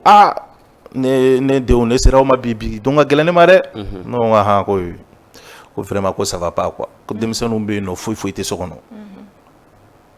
dɔ ye 20 bɔ o y'o d'a ma i m'a faamuya ne ye n ka portefeuille dayɛlɛ ne ye 1000 bɔ k'a d'a ma i b'a dɔn ko musokɔrɔba nana k'a b'i biri ka ne sen minɛ dɛ parce que y'a sutura musokɔrɔba ko depuis a bangena mɔgɔ ma deli ka 1000 d'a ma fɔlɔ 1000 yala deli la ko mɔgɔ ma deli ka 1000 d'a ma fɔlɔ i m'a faamuya fo n'a ye baara k'i ye sinon ka hɔn 1000 na a ma deli ne ko kana ne sen minɛ ne ba ne y'a d'i ma Ala de kama quoi i m'a faamuya parce que ne b'a dɔn ni ne yɛrɛ b'a besoin kɔnɔ ni mɔgɔ y'a kɛ ne ye a ka di ne ye quoi i b'a dɔn ko ne y'o 1000 d'o muso in ma problème in nana wuli parce que problème wulila don min na o don wula fɛ ne tagara an ka mɔgɔ dɔ fɛ yen nɔ i b'a dɔn ko ye 1 million de di ne ma ne ni Ala cɛ 1 million n tatɔ dɔrɔn 1 million de bɔ ko Idrissa i bɛ nin kɛ essence sɔngɔ ye Allah essence o ma i bɛna station dayɛlɛ non o ye faamaw ka sɔn cogo de ye ni faama b'i sɔn a b'a fɔ de ko essence sɔngɔ quoi i m'a faamuya donc c'est pour te dire quoi ɲuman sara tɛ foyi ɲuman o muso in ye dugawu min kɛ ne ye nin don a dugawu hali sini a bɛ ka raisonner ne kulo kɔnɔ quoi ni o musokɔrɔba ye dugawu min k'i ye o wagati o dugawu quoi Ala yɛrɛ b'o minɛ quoi Ala tɛ se ka ban o la quoi parce que quoi Jésus Christ yɛrɛ ye kuma dɔ fɔ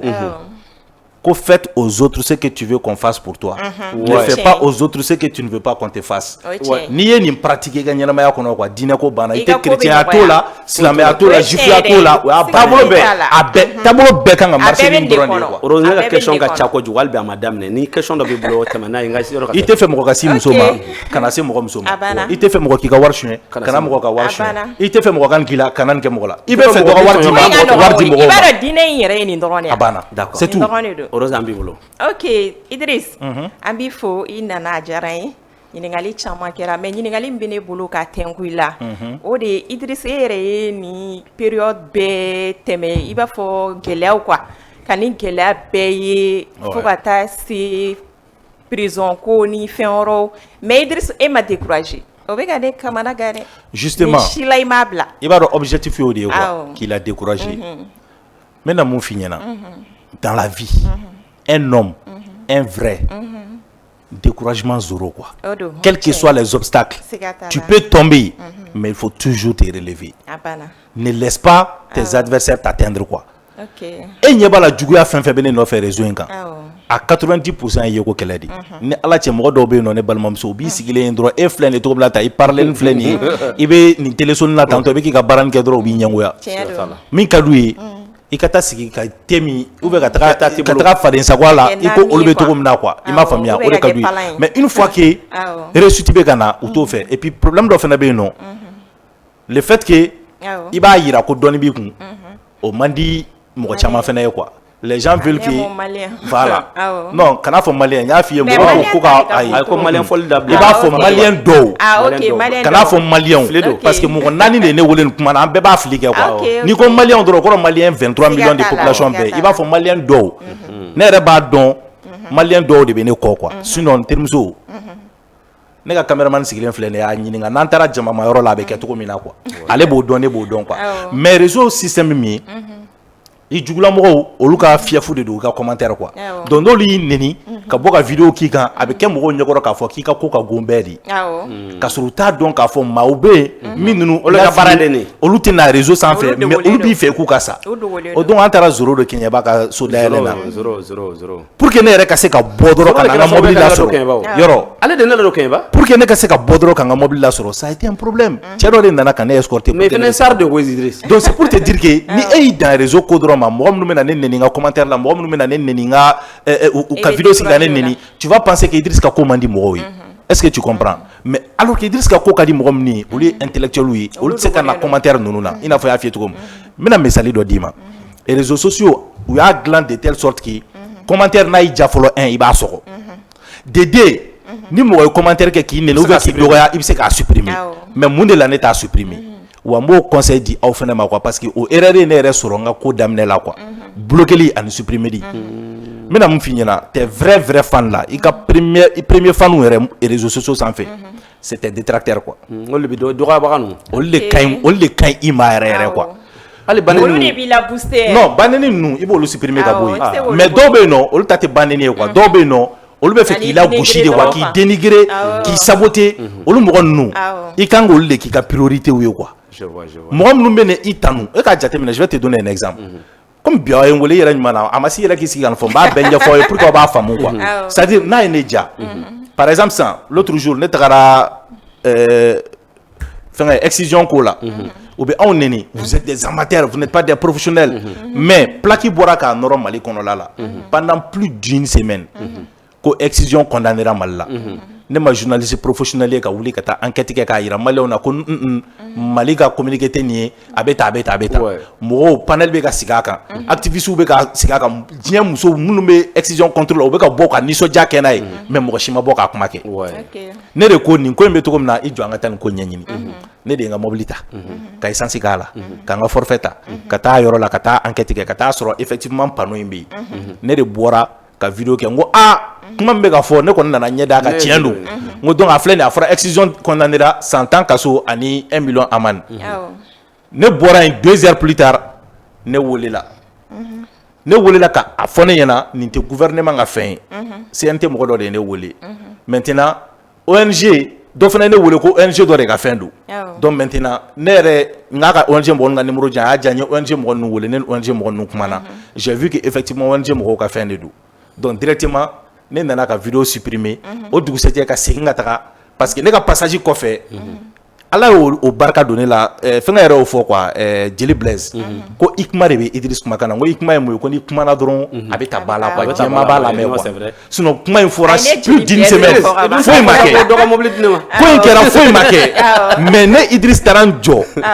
5 minutes vidéo o don ne bɔra yen 2 heures plus tard u taara affiche in fara ka bɔ yen un coup sec donc ne seginna ka taa vidéo kɛ k'a yira mɔgɔw la n ko affiche farala ka bɔ yen u bɛ ka ne neni fan bɛɛ fɛ taga bɔ yen vous n'êtes pas professionnel ne de fɔra a ye t'aw former mais olu bɛ ka ɲinɛ min kɔ maa minnu kan ka baara kɛ n'olu m'a kɛ nous on est obligé k'a kɛ o minnu ka baara don minnu y'a kalan kɛ olu de kun kan ka nin enquête kɛ k'an bɔ kunpan na mais comme olu m'a kɛ anw minnu ka baara tɛ an bɛ tipi ta mais finalement tiɲɛ nana dɔn kɔni grâce à moi n tilala ka maliyɛn bɛɛ bɔ kunpan na han Idriss non yɔrɔ la ne tun bɛ fɛ k'i ɲininka quoi n'a sɔrɔ i ye journaliste kalan kɛ quoi non ne ma journaliste kalan kɛ parce que ne b'i ka baara ye cogo min na ne bolo i y'o kalan kɛ ka bɔ ma journaliste kalan kɛ n bɛ fɛ ka mun fɔ aw ɲɛna dɔrɔn pour que ka bɔ nin kuma yɔrɔ la quoi orni commentaire ni fɛn fɛn bɛ ne ka nin vidéo in jukɔrɔla la n'a ye ne diya ne b'a bɛɛ supprimer ka bɔ yen mais i b'a dɔn ko ne bɛ yɛlɛ de yan parce que a b'i kɔkɔ n bɛna conseil mun di aw ma d'abord il faut avoir un mental d'acier n'i bɛ fɛ ka na don réseau baara la quoi que ça soit activiste que ça soit influenceuse que ça soit média il faut que i mental ka fort fɔlɔ di ka sɔn critique ma ka sɔn nenu ma ka sɔn burujaliw ma i ka sɔrɔ ka don baara in kɔnɔna la n'i t'o accepter i b'i ka abonné bɛɛ bloqué parce que abonné dɔ bɛ tɛgɛrɛ fɔ i kun bi sini i bɛ taa fɛn dɔ kɛ o man d'a ye a b'i nɛni n'i y'o bloqué o ye kelen bɔlen i ka abonné la fɔlɔ donc sini tuguni dɔ wɛrɛ bɛ n'i nɛni i b'o bloqué donc bloquéli in to yen quoi o t'a solution ye exactement ni mun y'i ba nin don min na i b'o bloqué ka bɔ yen nɔ quoi bon minnu bɛ na k'a fɔ non vraiment Idriss je t'adore j'aime ton habillement j'aime ta façon de faire i bɛ j'aime k'olu ka fɛn kan mais minnu bɛ k'i buruja i bɛ panpa olu ta kunna quoi mais i b'a ye k'a fɔ je te donne un constat i bɛ don commentaire kɔnɔna la an ka nin émission par exemple sans dɔ bɛ sin ka na ten c'est vraiment Orni là même je l'aime pas du tout quoi il regarde comment il est habillé on dirait un donso vraiment j'aime pas il me fait pas du tout rire quoi i b'a ye c'est vrai j'aime bi wɔɔrɔ de bɛna sigi o kan o de ka d'u ye bɛ k'a faamu quoi o de ka d'u ye j'aime bi wɔɔrɔ de bɛna sigi o kan bon o j'aime bi wɔɔrɔ i bɛ taa sɔrɔ commentaire 15 de b'a jukɔrɔ minnu bɛ na o kuma sɔn ji la quoi vraiment moi même je sais même pas comment on l'appelle un comédien donc u bɛ n'i buruja bon toi si tu n'es pas fort mentalement avec GIK. Bon, au contraire, par exemple, c'est ça, n'est qu'au vidéo là, c'est ça. Ou bien neni, voilà, ni ne faut rien, tu formes journalisme là, avec tu vois, avec ta Bobby neni, ou bien essayer qui dénigrer pour te faire mal. Mais moi, ça me plaît. Sinon, na eneja, je peux supprimer. Ni ika critique bora critique on a fait do insulte qu'on moi je peux supprimer. Maintenant dans la critique ma, Idriss là même quoi, Djili a été circulé quoi. Idriss là même quoi, je l'aime pas du tout. Net au supprimer parce qu'il va me net au supprimer. Et t'as sur au commentaire, au quel moi dans la c'est ta faux 123 j'aime là. Bon, maintenant ni commentaire be ka taka ika défaveur la doni. Iba e ka fo o de kan algorithme ma quoi. Parce que algorithme n'a pas mun de sisan dɔw yɛrɛ b'a lien ci ɲɔgɔn ma quoi dɔw bɛ sin ka fɔ ti ale cɛ u b'i ka cɛ kan commentaire la dɛ a bɛ sin k'a ta dɔrɔn k'a fili dɔw kun on va partager n b'o de f'i ye quoi donc parce que ils veulent que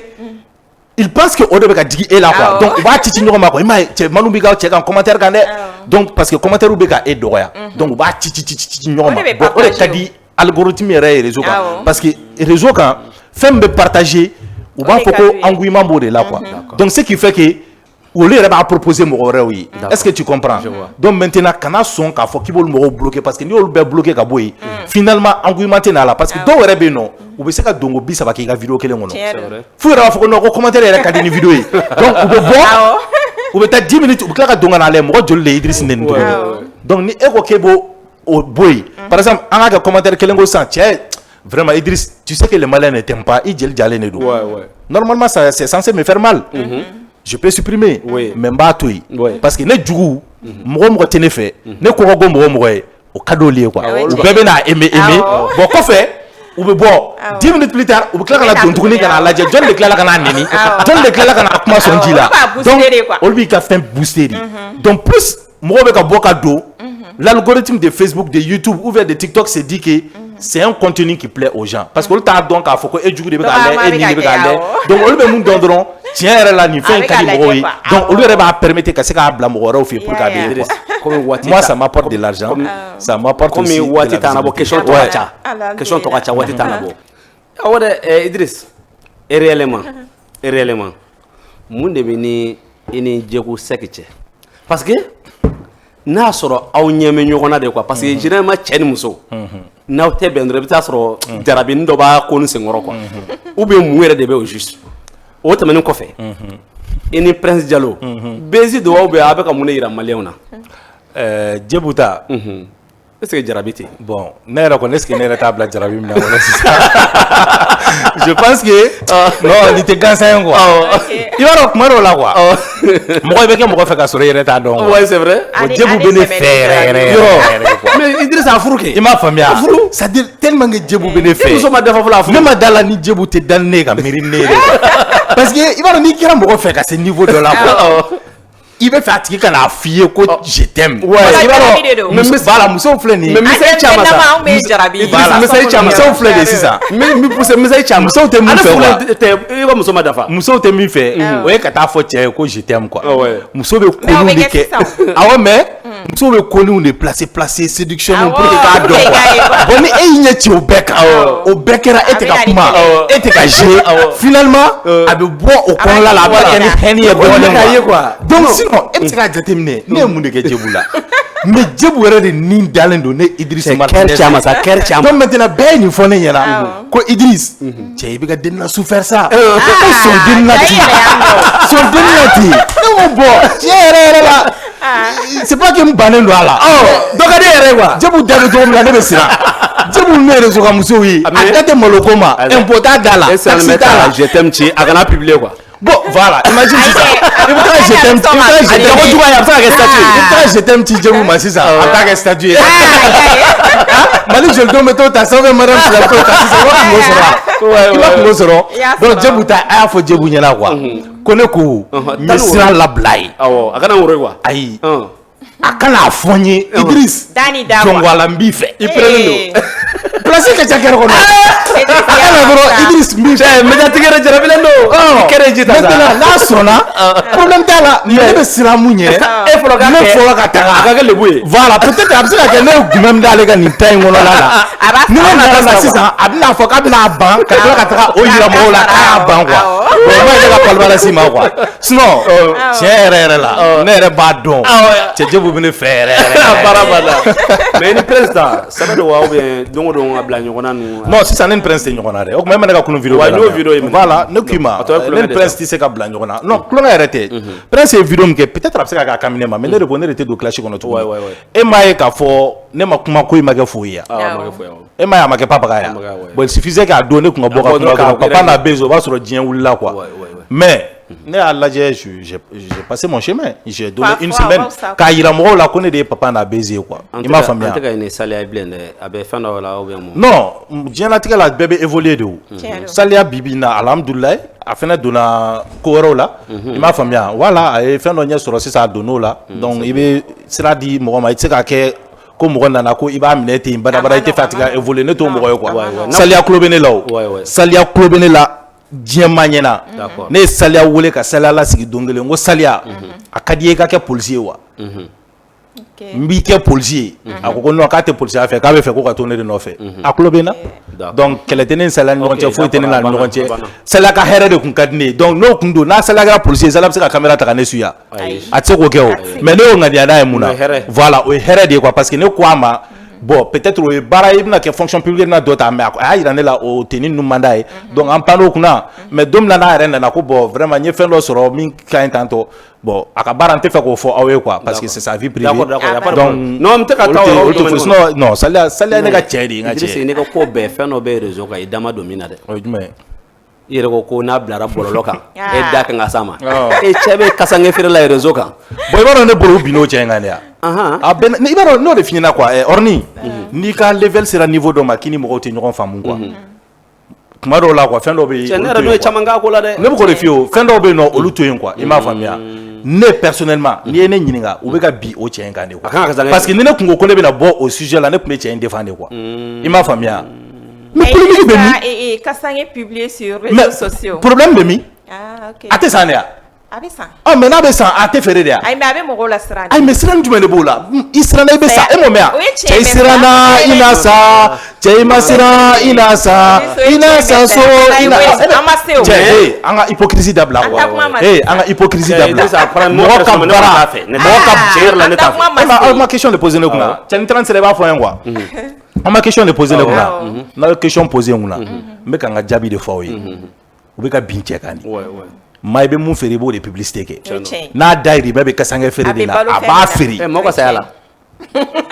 bon i b'a dɔn aw ka problème ye mun ye ne lamɛn sa i b'a dɔn aw ka problème ye mun ye a b'aw kunna ko ni kasange sanna dɔrɔn k'o kɔrɔ k'i kan ka sa de quoi a bɛ se ka gɛrɛgɛrɛ lase ma non a tɛ gɛrɛgɛrɛ foyi s'i ma mɔgɔw bɛ yen nɔ a bɛɛ ni Ala tala cɛ u ka kasange maralen b'u bolo mais o ye fɔlɔ ne lamɛn mɔgɔw ka kasangew sannen bilalen b'u bolo bon sisan ne bɛna e ɲininka sisan kasange mun de b'a la sisan le fait que a bɛ ka bɔ k'a ka kasange publicité kɛ ko kasange feereta b'a bolo problème ye jumɛn de ye sisan ko saya minɛ don saya ye jadi de saya minɛ don saya o tuma e dalen tɛ ala la n dalen don ala kɛ mais a ye kɔni dalen tɛ ala la n'i dalen don ala la ala ko ale ye don min taara se maa ye i bɛ sa o don de e ma da o kuma la o ye tiɲɛ ye mais Idrisi ni e m'a mɛn ko mɔgɔ tɛ sa k'i si tɔ to wa i yɛrɛ ka wuli sɔgɔmada ne yɛrɛ personnellement ne lamɛn sa par exemple sisan ala ka an kisi ka n'a cɛ janya ne aw ka mɔgɔ dɔ sara 100 bi non exemple don ni a kɛra sisan 14h jani 18h ou bien 19h cɛ sisan aw tɛna taa kasange de ɲini yan yɔrɔ bɛna taa kasange ɲini mais maintenant sisan n'ale ta publicité bɛ ka kɛ aw t'a dɔn déjà k'ale b'a feere yan aw tɛ taa sanni k'ale bolo wa est ce que ale ko mɔgɔ ka mɔgɔ k'i da ka sa a ko ko non a ka kasange de b'a bolo ayi aw bɛ ka ko kɛ débat ye débat ko tɛ o aw ye ne ɲininka ne hakilina de ye ne bɛna kuma kelen de fɛ yen e yɛrɛ ko sisan ko n'a denbaya dabalo de b'a la ko a b'a feere ko fɛn t'a la i yɛrɛ ko ka denbaya dabalo dɛ e kɔni b'a dɔn i denbaya dabalo bɛ fɛn fɛn na i k'a ala deli o sogo ka diya i ka dahirimɛ sɔrɔ donc ni ne ye faamuya sisan kaburu senna e tɛ fɛ o a bɛ taa aw ka carré kɔnɔ quoi ayi jamais ne n'o tɛ ɲɔgɔn ye o e ni kaburu senna tɛ ɲɔgɔn ye jamais de la vie donc ni dɔ bɛ ka kaburu sen e su bɛ don cogo di mais ne sara ka ban a b'o ɲɛ ne kɔ yan nɛgɛ bon ni yɛrɛ ye kuma yɛrɛ ye yan nin tɛ kuma cogo di non nin tɛ kuma ye orni nin tɛ kuma ye e tɛ se k'a fɔ ne ɲɛna ko kaburu senna k'e tɛ fɛ e n'o ka ɲɔgɔn ye o nin ye manque de respect de ye ka ɲɛsin kaburu sennaw ma quoi non u yeli tɛ a bɛ na siran de quoi o ma kɛ lasɔrɔ a ka baara de don kaburu gardien do e bɛ n fɔ ye kaburu gardien bɛ n fɔ ye mais c'est tout le monde peut être le gardien des cimetières bɛɛ tɛ se ka kɛ o e t'a fɛ sinon mɔgɔ bɛ minnu b'a kɛ o donc ne de f'i ɲɛna quoi orni jɔn bɛɛ n'i ka baara de don quoi jɔn bɛɛ n'a ka baara de don mɔgɔ ka baara ye min ye i ka baara ye o de ye quoi est ce que tu comprends donc maintenant a bɔra a ye mobili dɔ fana yira mun bɛ taa su ta o y'o fana kɛ polémique ye a bɔra ka mobili min yira mobili in dilannen don a kama ni su b'aw bolo su kana na toli clim de b'a kɔnɔna la aw bɛ se ka su ta n'a ye o y'o fana kɛ polémique ye k'a tɛ bɔ ka foyi la dɔw ka baara bɛnnen don su fɛnw de ma dɔw ta ye kasage feere dɔw ta ye dingɛ sen dɔw ta ye pelu fɛngɛ bɛɛ n'i ka baara de don chrétienw fɛ yen cercueil dilannaw tɛ yan u t'u ka cercueil publicité kɛ yan mais n'aw tɛ fɛ et puis i b'a dɔn min bɛ dabali ban aw la aw bɛɛ bɛ fɛ ka taa alijinɛ la mais aw si tɛ fɛ ka sa a ka ɲi sa Idrisi a ka ɲi parce que aw tɛ fɛ ka sa aw bɛ fɛ ka taa ɲininkali kɛ an b'a dɔn kɔrɔ an y'a hakilila ɲininkali kɛ si tu es pour non si tu es pour a ka ɲi je suis pour a banna point barre an ka tɛmɛ sa ajiwa ne ye fasa ajiwa ne ye fasa dumanba dɔ dayɛlɛ waati la i jan to mɔgɔ la mɔgɔ bɛɛ tɛ hɔrɔn ye Idrisa mɔgɔ bɛ mun de di ajiwa ma parce que an ma suite a la bilen quoi i b'a dɔn kanu kuma man ca quoi walayi o de la n bɛ k'a fɔ quoi c'est à dire mɔgɔ minnu bɛ a fɔ karisa commandant ye an tɛ karisa fɛ ne donne pas d'importance à ces gens là cɛ focalise-toi sur les personnes qui t'aiment quoi cɛ aji ye ne kanu de quoi i m'a faamuya a don an taara Foronto Bazin de ka publicité la aji yɛrɛ ko k'a mago foyi tɛ Foronto la o don ko fo ne Idriss Martinez cɛ a bɛ ka ne fasa de da cogo min na a bɛ k'a da ten aji ko ne ma ko Idriss n bɛ fɛ sa i k'i woloba de wele i k'a fɔ a ye ko ne aji bɛ n'i fasa da a kulo bɛ na o Foronto kulo bɛ na bɛɛ bɛ yen mɔgɔ min bɛ bitigi kɔnɔ a mɔgɔ t'an bɔ ne ye téléphone ta ne ye n ba wele n ko mama n ko n bɛna aji pasi ma ye aji a kumana ne ba ma a ko ne ba i ye den min wolo i ye den barikama de wolo ko nin den in a jɔyɔrɔ bɛ Mali kɔnɔla la a nana a y'a place marqué ko hukumu kɔnɔna la ne de ko n bɛ fɛ ka dɔnkili da ye ne ba ko a diyara n ye an y'a tigɛ Foronto ko ne ta touche la Foronto ko ne ma Idriss n t'a dɔn dalila min kɔni b'i bolo dɛ mais n'i ye aji jɛ bi janjɛwuli cɛ i t'a sɔrɔ tuguni ko parce que mɔgɔw bɛ kalo ni sanw kɛ aji nɔfɛ pour que a k'u fasa da i tɛ aji ɲɛ la quoi ko ni aji de ka jinɛw ɲɛsinna e ma bi k'a bɛ fɛ k'i fasa da k'an bɛ ko la an ka nin bɛɛ to yen k'ale yɛrɛ sɔnna an ka ja ale ta kɔ quoi an ka taga sisan ka taga studio la quoi i jan don mɔgɔ la an cɛ tɔgɔ filɛ nin ye Idrissa ka don mobiliw kɔnɔ k'an tilen ka taga Lagare Prod fɛ yen nɔ a ka sɔrɔ ka don ka taa dɔnkili da ne la parce que a yɛrɛ b'a dɔn n ko ka di mɔgɔw ye a yɛrɛ b'a dɔn juguya de bɛ n kɔ quoi o de la a ye n dɔnkili da aji ka kuma na n'i y'a kumakanw jate minɛ i b'a ye k'a fɔ kumakan ninnu aw bɛ ka juguya min fɔ o b'a kɔnɔna la quoi i m'a faamuya a yɛrɛ b'a fɔ ko tatouage ɲɛna den kɔnɔ siɲɛ tan bɛɛ la n t'a dɔn n'i y'a yɔrɔ faamu quoi a bɛ kamalen sarama ninnu ni fɛn ninnu bɛɛ fɔ a kɔnɔla la quoi bon aji ka jɛnɛba yɛrɛ bɛ na o fana bɛ segin o kuma kelen de kan quoi n'i bilala cɛ lu ɲɛ jagoya don kuma bɛ wa i kɔ n'i bilala cɛ lu ɲɛ jagoya don mankan bɛ wa i kɔ i da nin ko Idrissa kuma in bɛ o kan quoi mais o y'a sɔrɔ an tun t'a dɔn ko nin si yɛrɛ bɛ na kɛ quoi est-ce que tu vois donc kanu de y'a kɛ kanu i y'a faamuya donc ne se ye mun ye ne y'o d'a ma mais ne t'o fɔ réseau kan yan nɔ mais a kɔni a kɛra kanu kɔnɔla la d'accord wa même profiter nin yɔrɔ in na ka Aji ka Jɛnɛba fo parce que a don n ye enveloppe bɔ k'a di Aji ka Jɛnɛba ma a ma sɔn a la ayi o ye kanu de ye o n bɛ k'o de f'i ye e tɛ fɛ o ye tiɲɛ nka mɔgɔ wɛrɛ tɛ ne fɛ o ye nkalon de ye quoi a don studio kɔnɔ n ye enveloppe bɔ n ko Aji ka Jɛnɛba bɔ nin minɛ i yɛrɛ ɲuman na i b'o kɛ Samsung ye a ko ne ma Idrisi o tɛ i ni nin ɲɔgɔn cɛ n ko ayi Aji ka Jɛnɛba ne ye ta ka na ni e ye so o t'aw cɛ ka so e y'i ka mobile de ta ka na ka don studio la ka na nin kɛ ne ye a ko ne ma ko ayi ko Idrisi e ni ne bɛɛ de ye kelen quoi o de la n bɛ mun fɔ quoi ɲuman kɛ ɲuman sara ye ɲuman de ye quoi Aji ka Jɛnɛba ka événement foyi tɛ ko ne Idrissa tɛ n ka micro ta ka taa publicité hali a dɔgɔmuso min bɛ Ija la ne ka don Ija la a sababu bɔra Aji ka Jɛnɛba de la ne de bɛ taga a ka san o san Ija publicité kɛ Idriss ne fana ye wariko tɛ ne n'a ni ɲɔgɔn cɛ o de y'a to a bɛ ten quoi donc ko bɛɛ tɛ wari ye ne ka dɔrɔmɛ t'i bolo mais filanninw ka anniversaire la Batuli ni Binta i ka mobile boli ka taa jɔ kɛnɛ ka yeli la fu falaki dɔrɔmɛ ma d'i ma ne orni fana tiɲɛ yɛrɛ la ni maa ko k'i tɛ sɔrɔ k'i tɛ mɔgɔ ko ne tɛ se k'i jalaki ni fosi ne m'i wele fosi la k'i banna n b'i fo la k'i waleɲuman dɔn hali sisan sa i ye ko dɔ de bila ka na nin na mais Idriss tile kɔnɔ estimation na e bɛ se ka joli le minɛ publicité la tile kɔnɔ don jari la ani parce que mobile caman bɛ bolo Idriss e parler même cogo la fosi manqué t'e la kana na diɲɛ ma ɲɛ jɔn na i m'a faamuya siɲɛ fɔlɔ la n bɔra k'an ka mobile présenté dɔrɔn ka cɛ loi taara n ka cɛ ko ka dɔ fara ko k'an ka miliyɔn joli sara ko pour que an ka se ka activité kɛ n bɛna mun f'i ɲɛna dɔrɔn quoi Orni mɔgɔ i yɛrɛ de ye quoi mɔgɔ de b'i yɛrɛ feere wa i yɛrɛ feere daminɛ i bɛ san o da de la o de la n y'a ye n ko dɔw ko an ka baara in na ko 4000 a don ne kasira di parce que n y'a ye u bɛ k'an ka sumana gosi i m'a faamuya 4000 walahi bilahi suma bilahi 4000 tɛ dɛ bibi na ne filɛ nin yɔrɔ min na 1000 ko ne Idrissa yɛrɛ ka se kɛnɛ kan peut-être là fi dɔnbaga la jɔn voilà kanu de bɛ se k'o kɛ quoi sinon baaraɲɔgɔnya tɛ se k'o kɛ quoi i m'a faamuya baaraɲɔgɔnya tɛ se k'o kɛ quoi ne kɔni ne ma mɔgɔ wɛrɛ fɔ ne b'a fɔ alhamdulilayi baara in kɔnɔna la parce que katurunɛri b'e bolo mobili wɛrɛ b'e bolo mobili wɛrɛ b'e bolo Idriss e ka don fini dɔrɔn i bɛ taa reportage kɛ ni fini i taa o taa reportage la fini kura de b'e la Idriss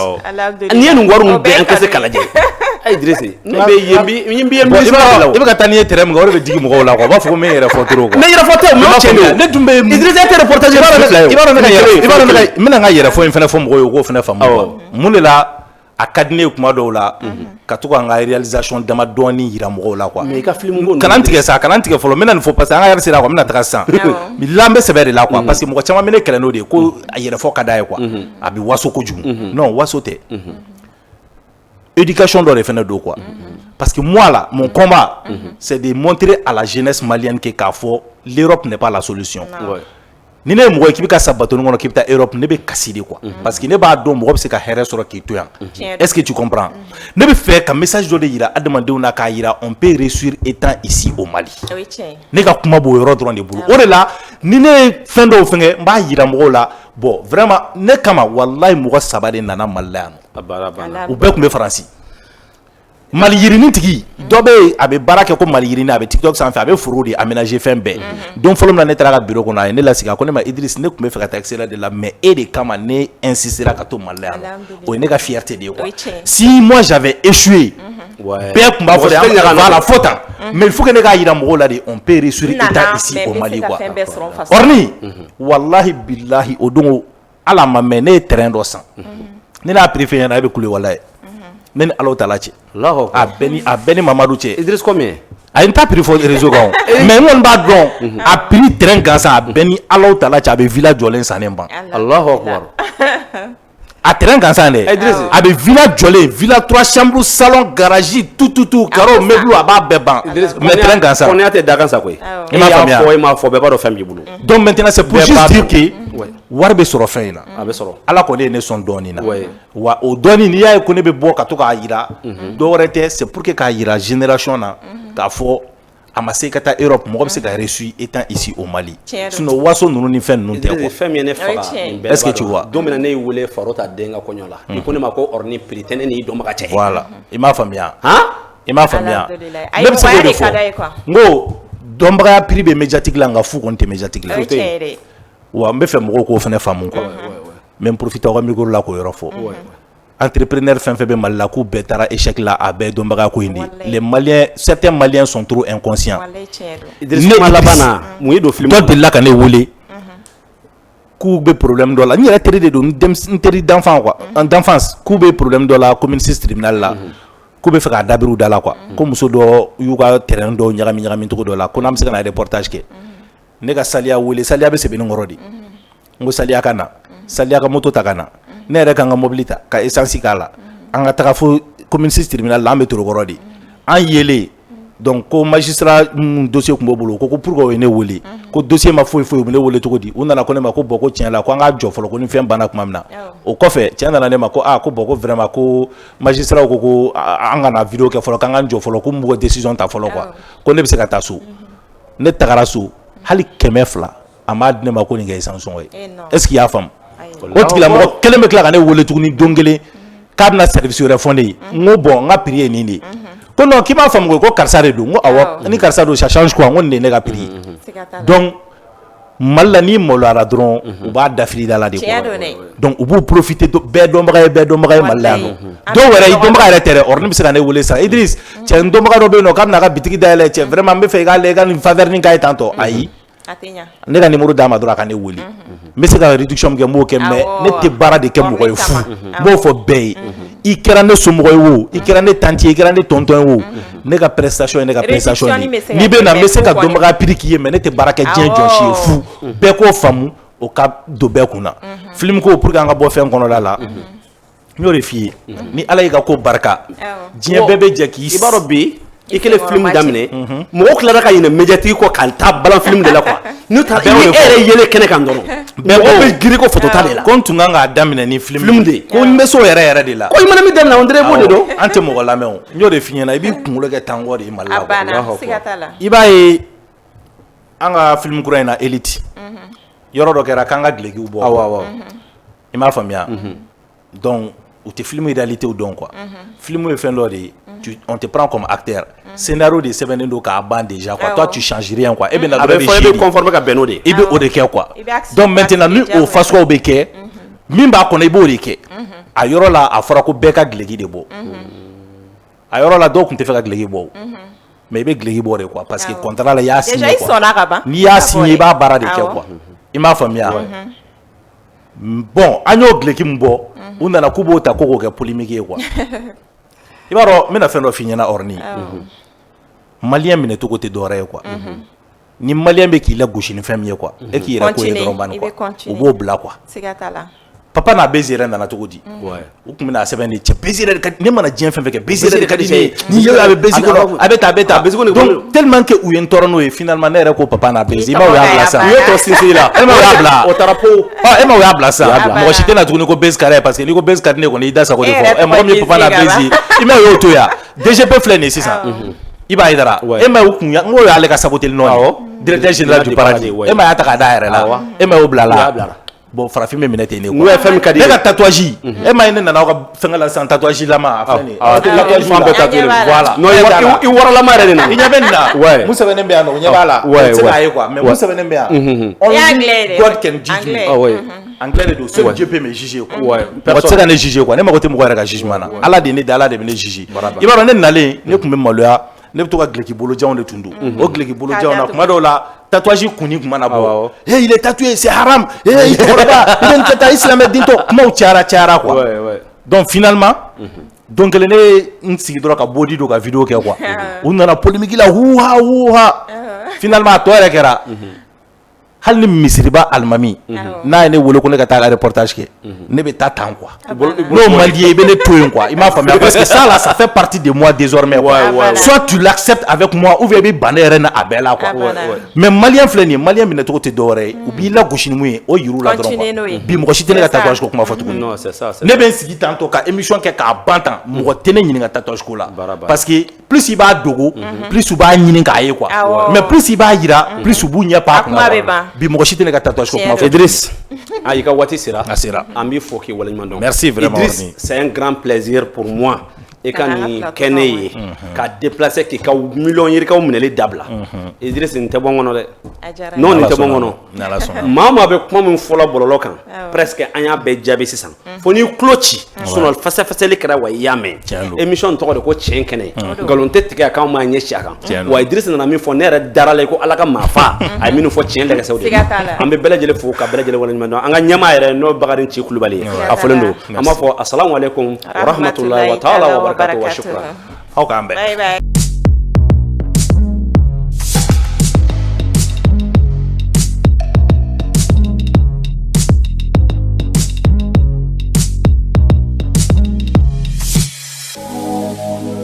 walasa ka kɛnɛya banbali sɔrɔ a y'aw minɛji kɛ o minerali yendi ye